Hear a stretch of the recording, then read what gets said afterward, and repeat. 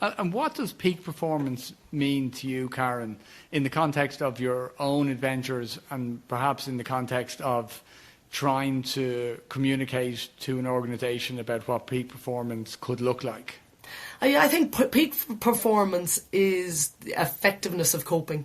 So if you look at somebody's ability for peak performance and optimal performance, it's basically gaining the knowledge, first of all, having the appropriate knowledge for the task that you're doing, and then performing that optimal level of peak performance in a pressurised environment.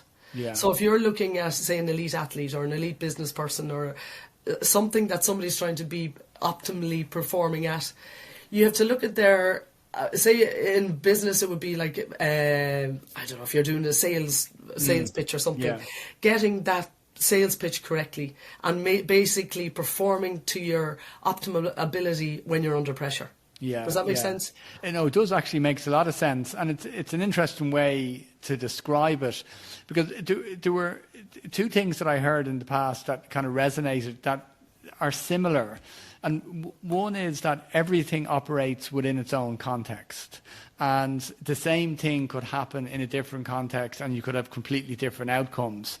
And another was there was a teacher who kind of specialised in kind of psychometric testing and personality profiling, and she was saying that people underestimate the effect of stress on the test. So you could do it as in a very controlled environment and you could get a certain, set of data.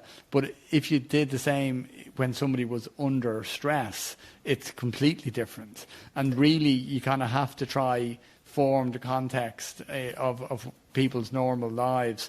And there's kind of something about what you're saying there. It's about being able to kind of get to peak performance, but it's in a certain context, be it selling or pitching or whatever it is. And probably the classic situation is the surgeon, like that, or a flight simulator is one thing, but if you're actually flying the plane with 500 people on it, it's a different type of context.